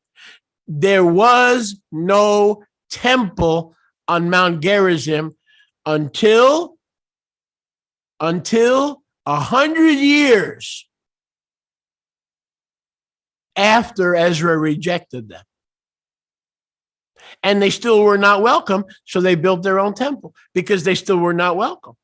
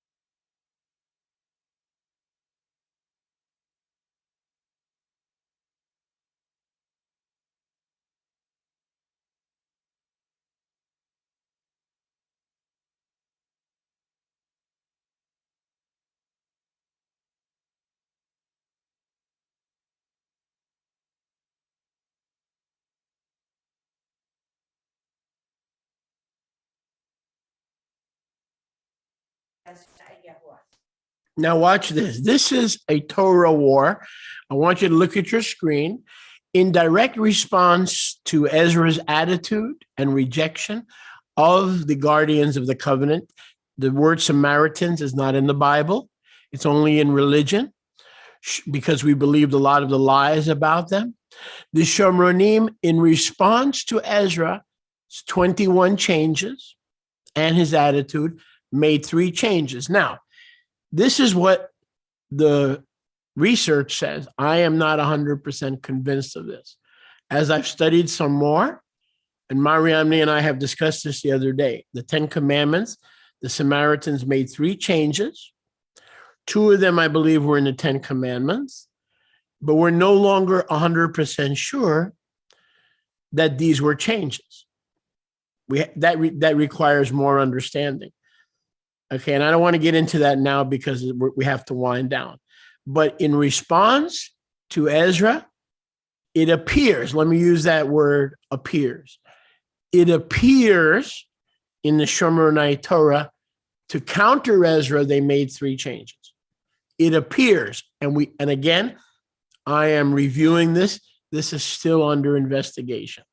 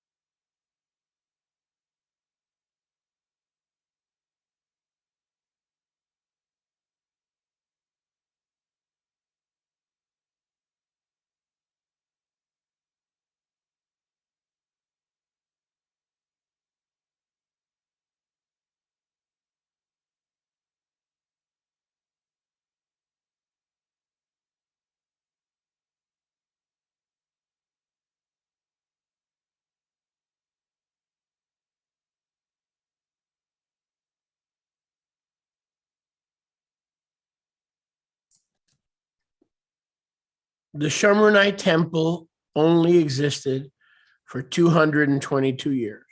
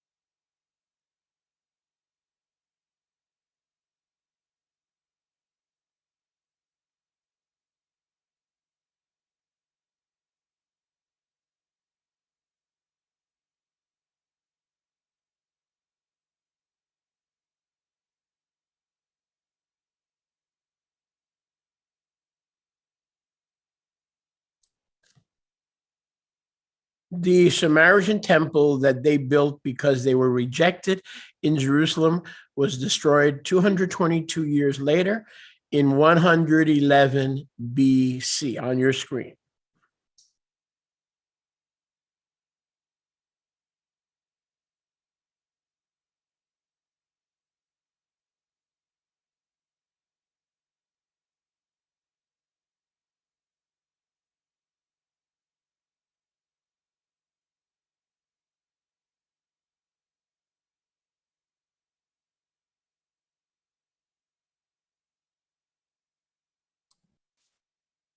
This is recorded by Josephus Flavius.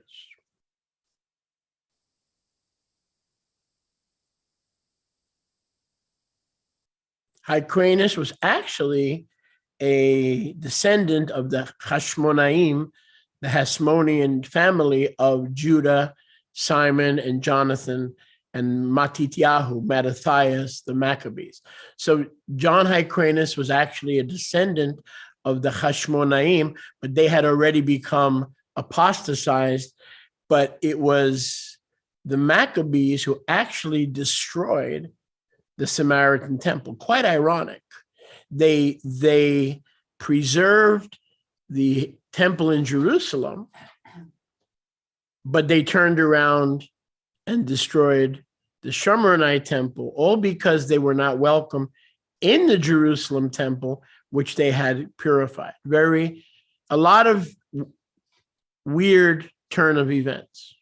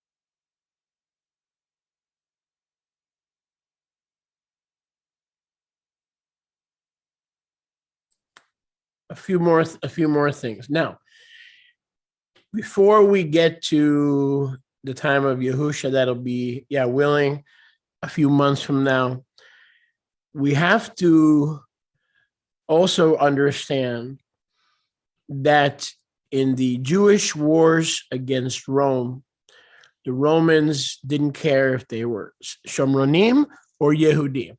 They just wanted the Israelite headache to go away. So not only they waged war against the Yehudim, but the Romans also destroyed, the Romans also killed, as you see on your screen, 11,000 Shomronim.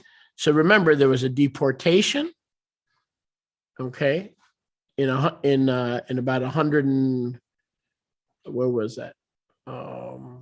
Anyway, it was back before they were deported, and then the Romans came and began to kill, according to Josephus, almost 12,000 Shomronim. No solamente vemos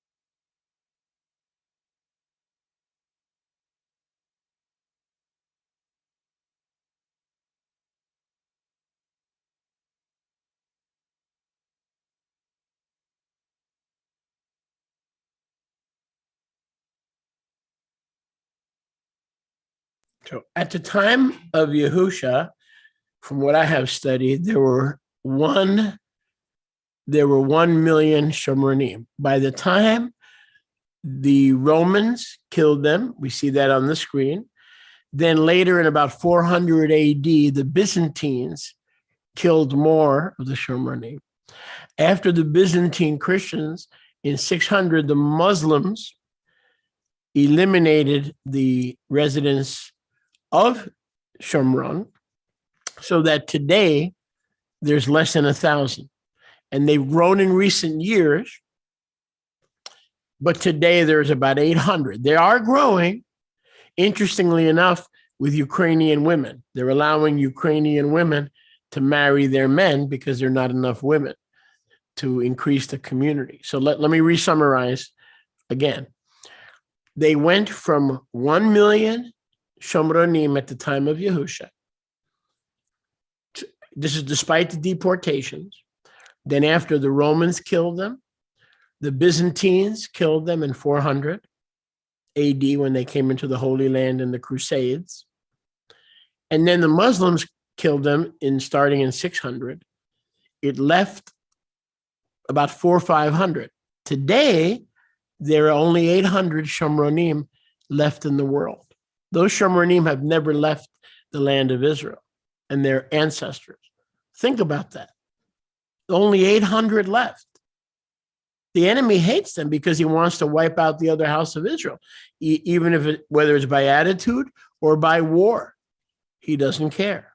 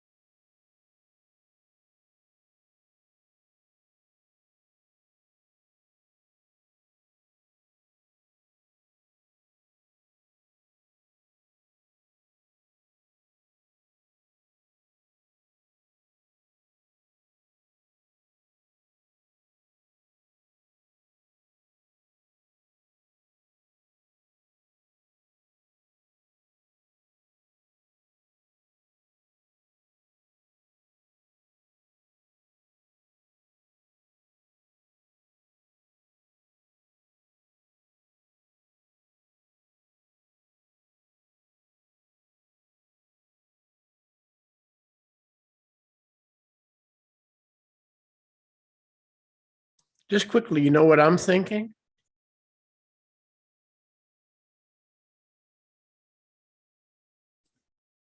And this is a terrible thing, but there are more Ukrainian refugees, women who are going to lose their husband in war.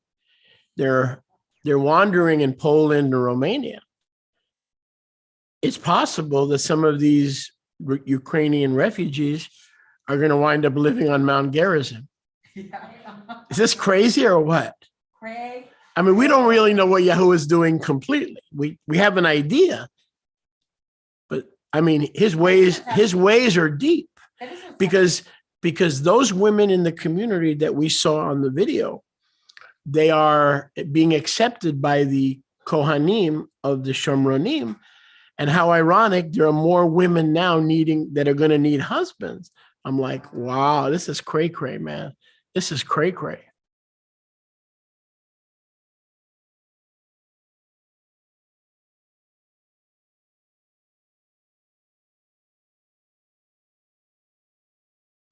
Don't get any ideas, Rivka. You stay right here. Don't you move. Don't you get any ideas.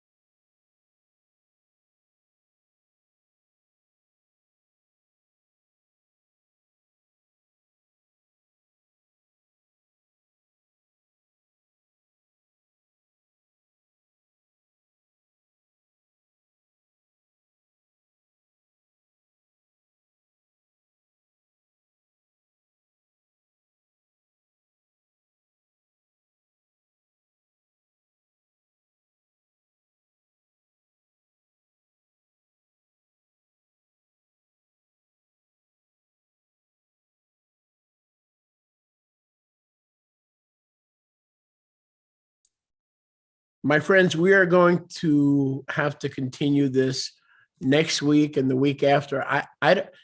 This is such an eye-opener and gives us a balanced perspective. So we're going to continue this. Yah be with us and Yah willing in the upcoming weeks.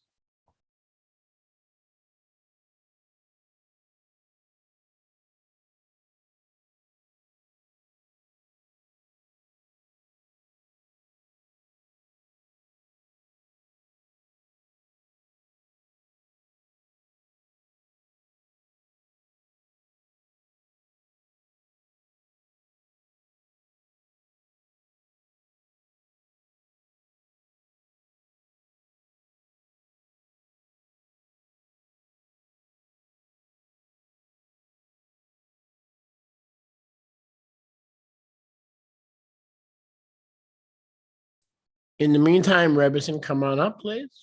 Mariamne. Mientras tanto, Rabina Rivka, Mariamni, vengan hacia adelante.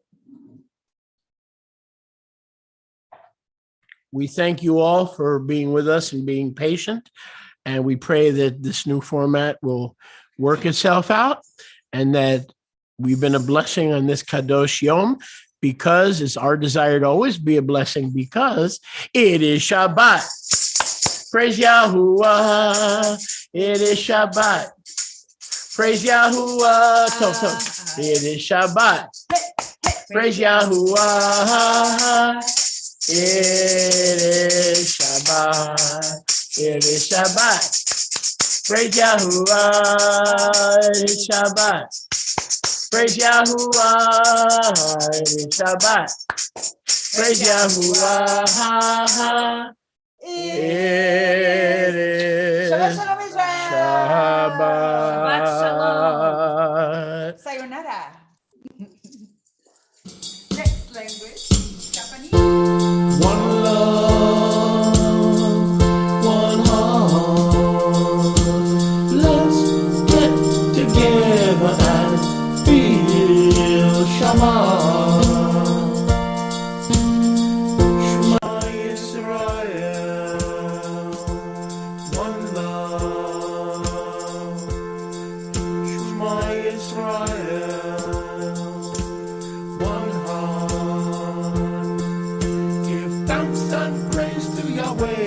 and we will feel Shabbat.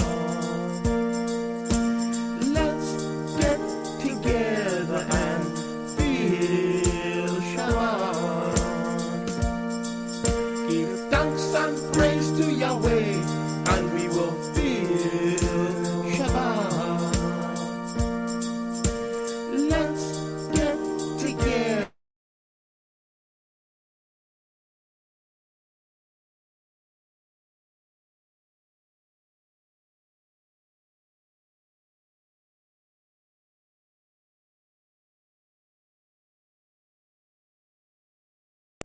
Feel Shabbat. Shema Israel, one love. Shema Israel, one heart.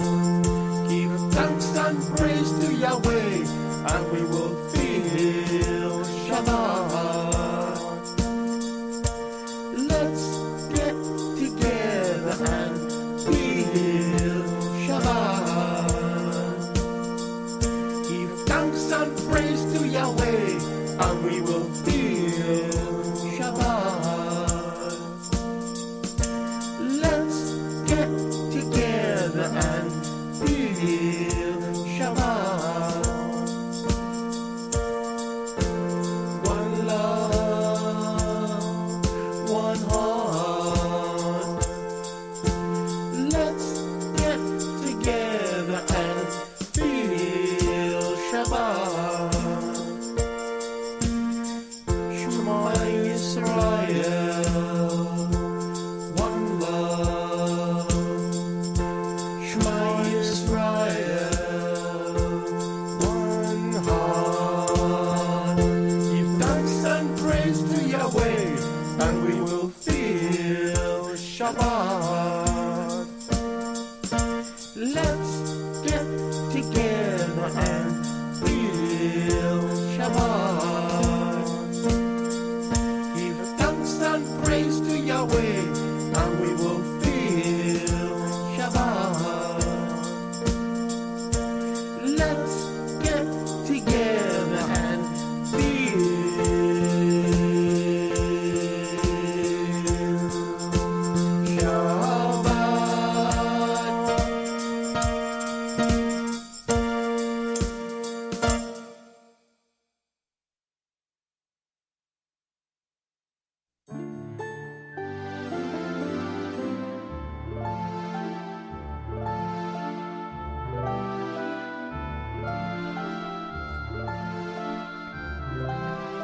Are you going to Har Zion? Worship Yah at the appointed time.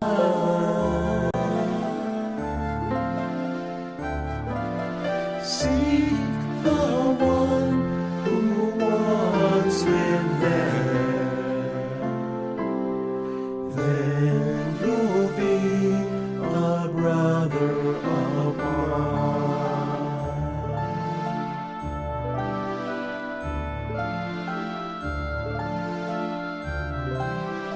Are you going to Har Zion? Wearing kippah and tzitzit, worship Yah at the appointed time.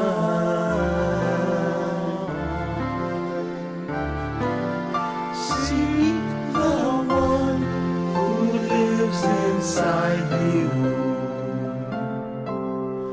Then you'll be a brother of mine. Are you going to Har Zion? Worship Yah at the appointed time.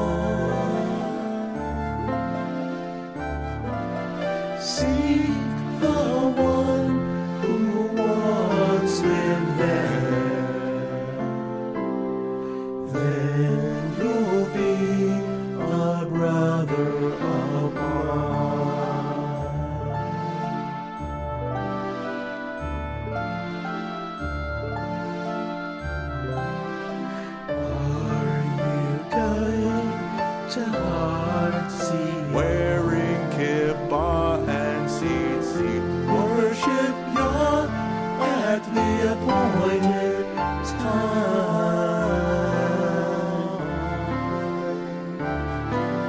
Seek the one who lives inside you.